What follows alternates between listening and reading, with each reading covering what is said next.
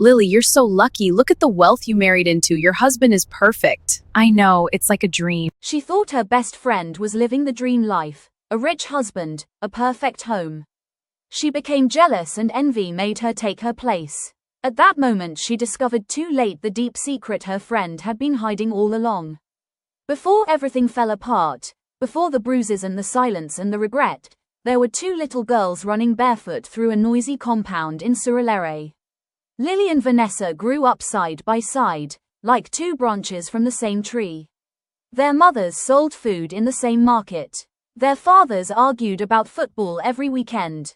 They fetched water together at dawn, shared textbooks, and plaited each other's hair under the dim yellow light of a rechargeable lamp when power failed, which was often. Lily was the quiet one. She spoke gently and rarely raised her voice. She believed in simple blessings. A small business, a loving husband, a calm home filled with laughter. Vanessa was bold and dramatic. She loved attention. She wanted more than the narrow streets and cracked walls around her. She wanted marble floors, air conditioners that never went off, and a man who could buy her the world without blinking. Still, they loved each other fiercely. If anyone insulted Lily, Vanessa was ready to fight. If Vanessa failed an exam, Lily stayed awake tutoring her until midnight. They were different, but they were inseparable. Even in university, nothing changed. They shared a small hostel room with peeling paint and a noisy ceiling fan that shook when it spun too fast. At night, they lay on their backs whispering dreams into the dark. "I just want peace," Lily would say softly. "A man who respects me. That is enough." Vanessa would laugh. "Peace is good, but I want more than enough. I want everything." After graduation, Lily began catering small events. Birthdays, office meetings, church programs. She carried coolers in buses and negotiated prices with clients who always wanted discounts. It was tiring work, but she enjoyed it. That was how she met Ryan. He was tall, neatly dressed, and confident in the quiet way wealthy men often are. He complimented her jollof rice first, then her smile. Then he began to appear at events where she worked, claiming he just happened to be around. Ryan treated her kindly. He would wait until she finished packing up. He insisted on driving her home. He brought small thoughtful gifts.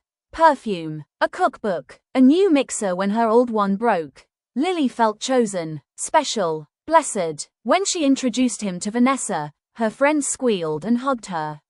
"This is it," Vanessa said excitedly. "You've entered enjoyment." And at that time, she truly felt happy for her. Months later, Ryan proposed at a rooftop restaurant in Victoria Island. Candles flickered in the wind. A violinist played softly. The ring sparkled like sunlight on water. Their wedding was elegant. White roses, gold chairs, a hall filled with admiration. Guests whispered, "She married well. God has favored her." Vanessa stood beside her as maid of honor, smiling brightly for pictures. But deep inside, something small and uncomfortable began to grow. It was not hatred, it was longing. After the wedding, Lily moved into Ryan's mansion in Lekki, a white duplex with large windows and polished floors. Two sleek cars rested in the driveway like silent trophies. The first time Vanessa visited, she could hardly hide her awe. The air smelled of imported perfume. The curtains were thick and heavy. The kitchen looked like something from a foreign magazine. Lily walked her through the rooms proudly. The living room, the walk-in closet, the guest bedroom with its soft lighting. "Vanessa, can you believe this is my life?" Lily said, smiling. Vanessa forced a laugh. "You deserve it." But as she stood in that beautiful house, envy slipped quietly into her heart like smoke under a door. She began to compare. Her small rented apartment, the landlord who shouted about late rent, the boyfriend who promised things he never delivered. Meanwhile, Lily posted pictures online, smiling beside her husband, standing in front of the mansion, holding designer handbags. Vanessa saw only the surface. She did not see the nights when Ryan came home at 2 a.m., smelling of alcohol. She did not see the first time Lily asked softly, "Where were you?" and received a slap in response. She did not see the way Ryan would apologize the next morning with expensive jewelry. She did not see Lily sitting in the bathroom, covering her mouth so her sobs would not be heard. Lily became skilled at hiding. Makeup concealed bruises. Long sleeves hid finger marks. Smiles hid fear. When Vanessa visited, Ryan greeted her warmly. "You're welcome, Vanessa," he would say with a charming smile.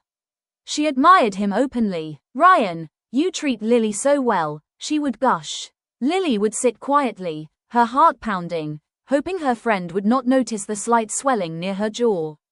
But Vanessa noticed nothing. She saw wealth. She saw beauty. She saw what she had always wanted.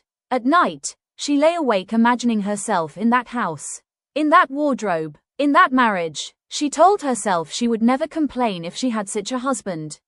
She would be grateful. She would be perfect. Slowly, admiration turned into desire. Desire turned into resentment. "She does not even appreciate it," she whispered to herself one night. That whisper was the beginning of everything. She did not yet know the cost of wanting another person's life. She did not yet know that behind every glittering window, there may be darkness no one talks about. And she did not know that one day, driven by jealousy, she would step into that house not as a visitor, but as a wife. Only then would she discover that the dream she envied was never a dream at all.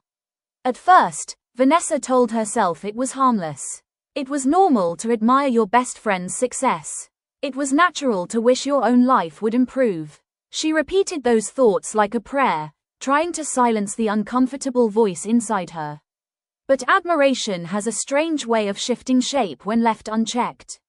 Vanessa began visiting Lily more often. She paid attention to everything.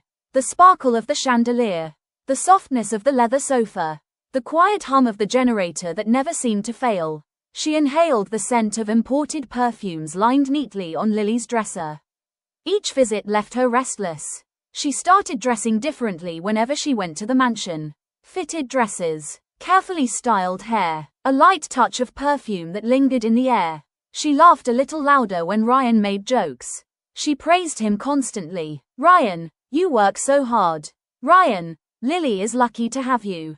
Ryan, not many men are this generous." Ryan would smile politely. Sometimes he smirked in a way she could not fully understand.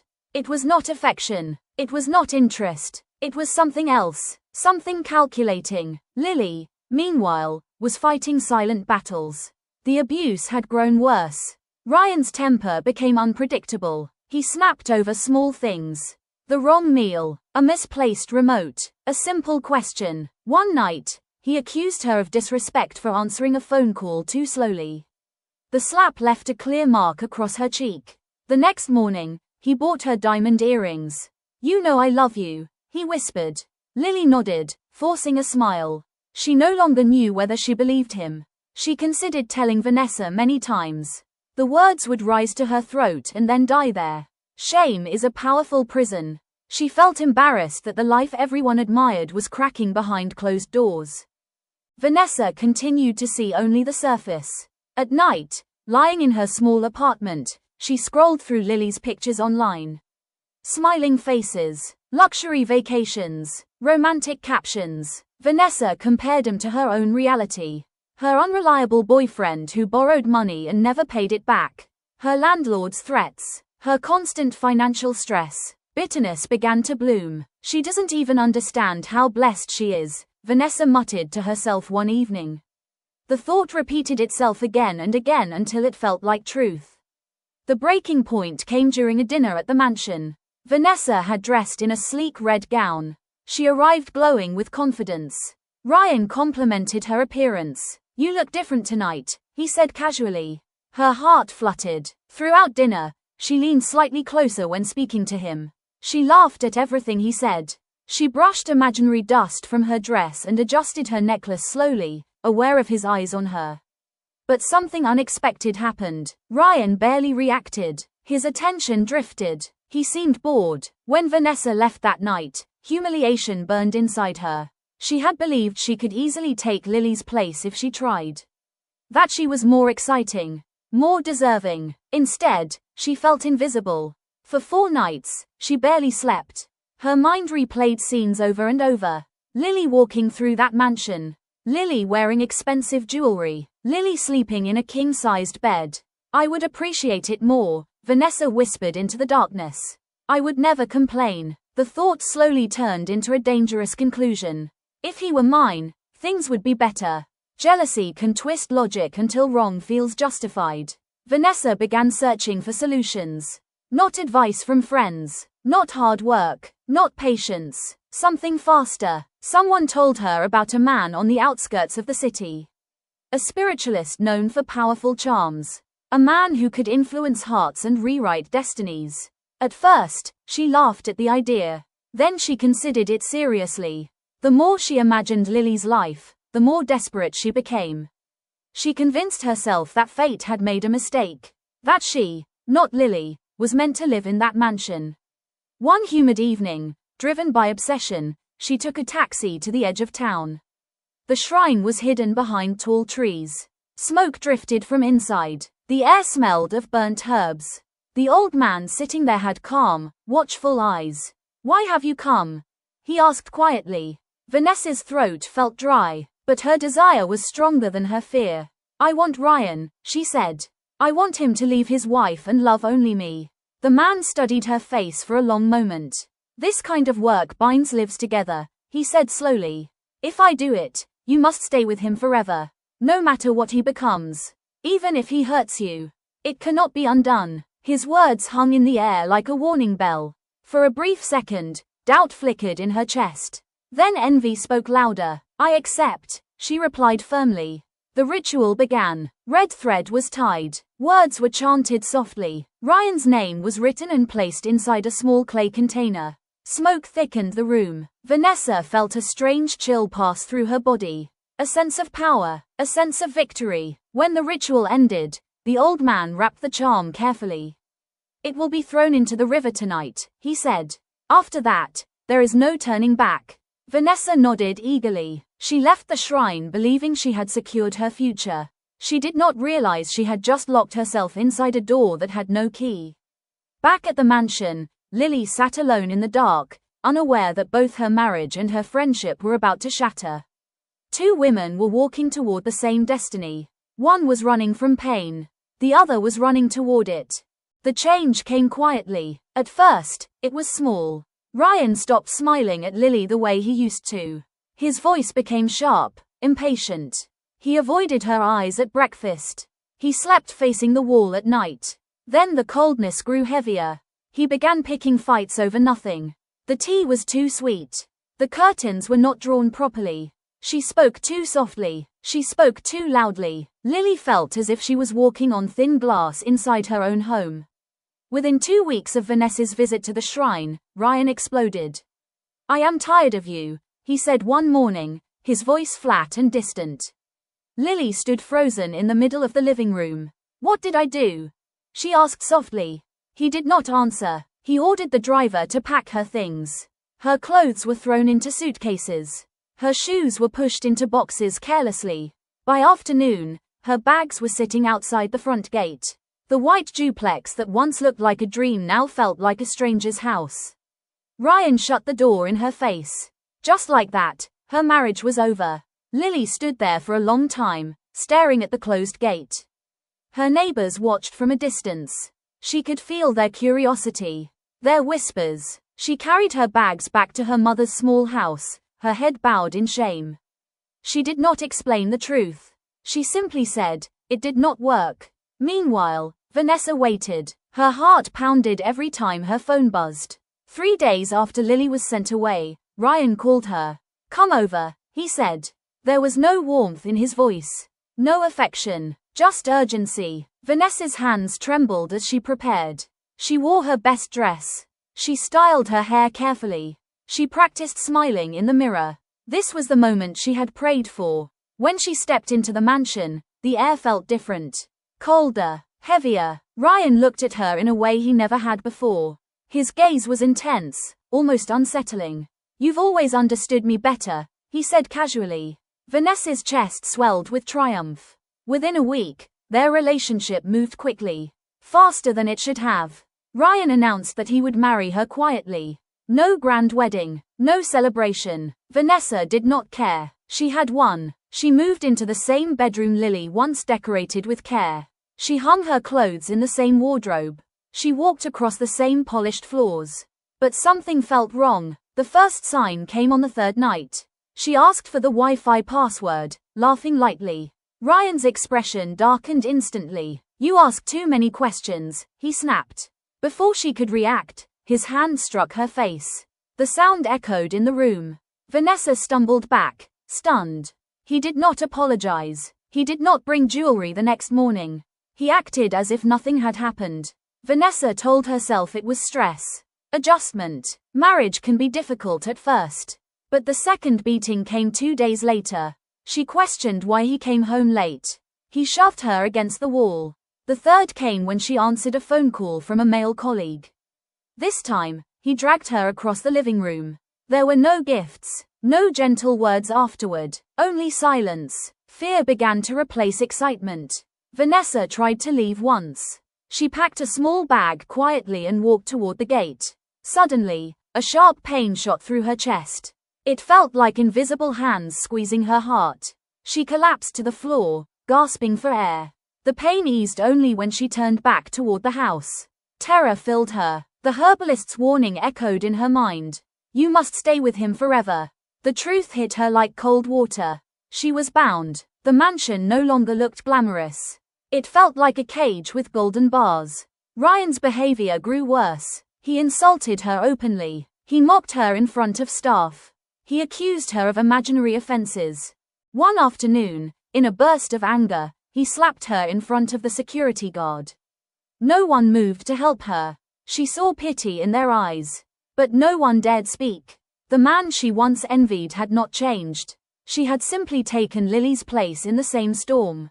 And now she understood something that burned like shame. Lily had never been lucky. She had been surviving. Vanessa could not bear it anymore. Bruised and shaking, she returned to the shrine. The old man looked at her without surprise. "Please," she cried, falling to her knees. "Undo it. I cannot live like this." He shook his head slowly. "It was thrown into the river. It cannot be retrieved. There must be something," she begged. "There is nothing," he replied gently. "You chose this." The finality of his words crushed her. For the first time, Vanessa realized she had not stolen a blessing. She had stolen pain, and now it belonged to her. Vanessa left the shrine with dust on her knees and fear in her chest. The sun outside was bright, but her world felt dark. Cars passed, people argued, life continued as if nothing had changed. Yet inside her, everything had shifted. She had thought winning would feel sweet. Instead, it felt like a sentence. Her face was swollen. Her ribs ached when she breathed too deeply. She looked at her reflection in a shop window and barely recognized herself. The confident woman who once believed she deserved more was gone. In her place stood someone tired and afraid. There was only one place she could go. Lily had moved into a small rented room in Yaba. No marble floors, no chandeliers, just plain walls, a narrow bed, and the smell of fresh spices from the meals she prepared for clients. But there was something else in that small room. Peace. Lily had thrown herself into work. She catered small events again. She rebuilt her business slowly. The weight she lost during her marriage had not fully returned, yet her eyes looked clearer. Lighter. When Vanessa reached her door, her legs felt weak. She knocked softly. "Lily," she whispered. The door opened. Lily froze when she saw her. Vanessa's lip was cut. Her cheek was bruised. Her arms were wrapped in cheap bandages. For a long moment, neither of them spoke. Then Vanessa dropped to her knees. "I did it," she sobbed. "I went to someone. I used a charm. I forced him to leave you. I wanted your life." The words tumbled out in broken pieces. "I thought you were lucky.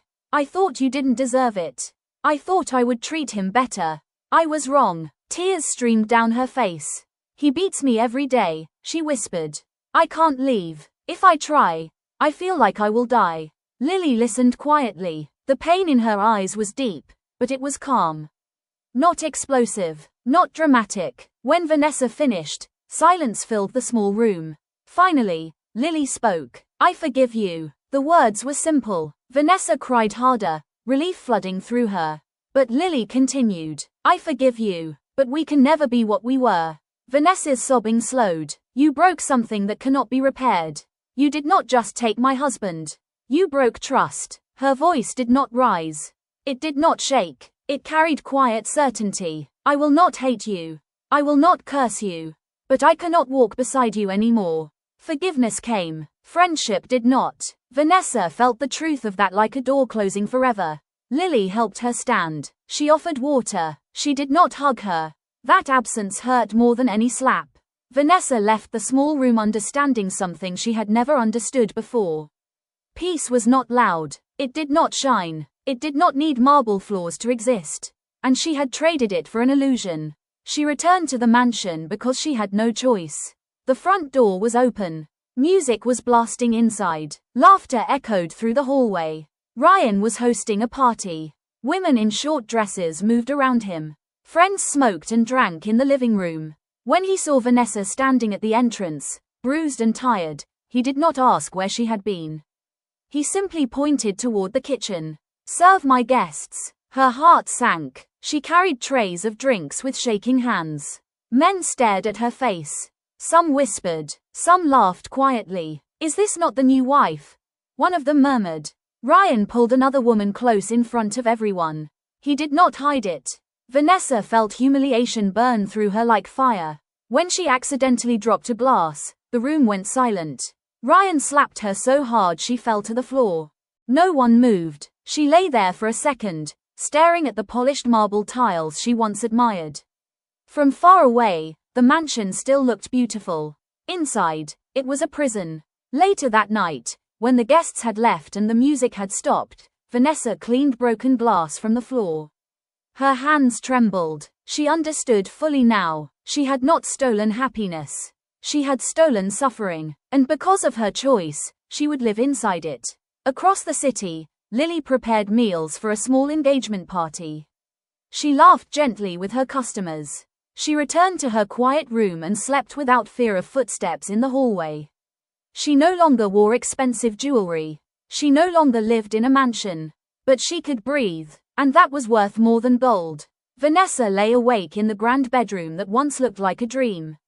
The ceiling was high. The sheets were soft. None of it mattered. Jealousy had promised her everything.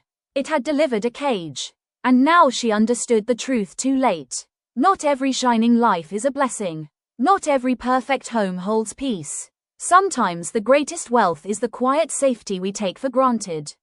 And sometimes, when we chase another person's life, we inherit the pain they were trying to survive.